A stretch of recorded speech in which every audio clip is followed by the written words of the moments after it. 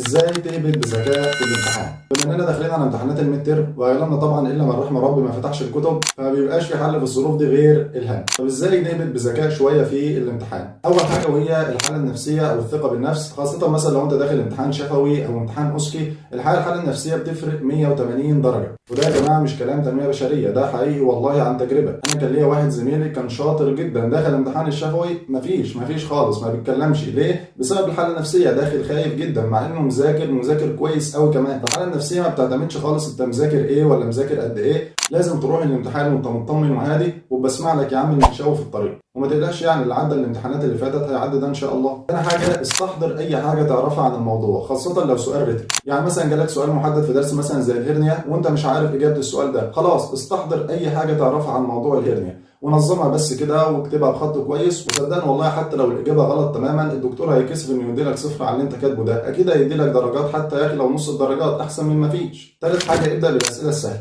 لان الاسئله السهله اولا ما بتاخدش وقت كتير، ثانيا بتديك نشوه انك خلصت حاجه فعلا وما عادش ليك غير كام سؤال، بدل ما تبدا بالاسئله الصعبه وتاثر على نفسيتك وتحس ان الامتحان كله صعب. فننصحك جدا انك تبدا بالاسئله السهله في الامتحان. رابع حاجه اوعى تسيب سؤال فاضي. انت مثلا حليت سؤال بالهبد والاختيارات مثلا كان 4 اختيارات، يعني نسبة نجاح السؤال ده ايه؟ 25%، اما انت لو ما اخترتش حاجة نسبة نجاح السؤال 0%. فبالعقل كده اوعى تسيب سؤال فاضي ابدا حتى لو مش عارف اي حاجة عن السؤال ده. في بعض التريكس كده خاصة بأسئلة الام سي كيو، ودي طبعا يا جماعة مش قواعد، دي شوية استنتاجات كده انت بتستنتجها لما تحل أسئلة ام سي كيو كتير. زي مثلا لو لقيت اكسبت في السؤال ده تخلي بالك منها كويس قوي لانه بيغير طبعا الاجابه خالص. تاني حاجه الاسئله اللي بتلاقي فيها all of the above او A و B و C معا، الاسئله دي غالبا يعني الاجابه دي بتبقى هي الصح غالبا. يعني مثلا لو في سؤال all of the above وانت لقيت 2 صح والتالت ما انتش عارف صح ولا غلط، يبقى اكيد يا عم خد all of the above لان في 2 صح. يعني الحاجات دي يعني انت هتكتسبها بالخبره كده. برضه لو لقيت سؤال مثلا فيه اجابه طويله غالبا يعني الاجابه دي هي اللي بتبقى الصح، لان يعني الدكتور مش هيتعب نفسه ويكتب الاجابه الطويله دي كلها وفي الاخر ما تبقاش هي الاختيار. برضه لو لقيت سؤال الاجابات فيه مثلا نيفر او اولويز اوعى تختار الاجابات دي، الاجابات دي غالبا بتبقى غلط، لان يعني غالبا الحاجات بتبقى نسبيه ومبقاش في حاجه مؤكده بنسبه 100%. وتاني يا جماعه انا بنبه ان دي مش قواعد خالص، دي شويه معلومات كده او استنتاجات انت بتستنتجها من كتر حلك الام سي كيو. وبس كده ودمتم موفقين ان شاء الله.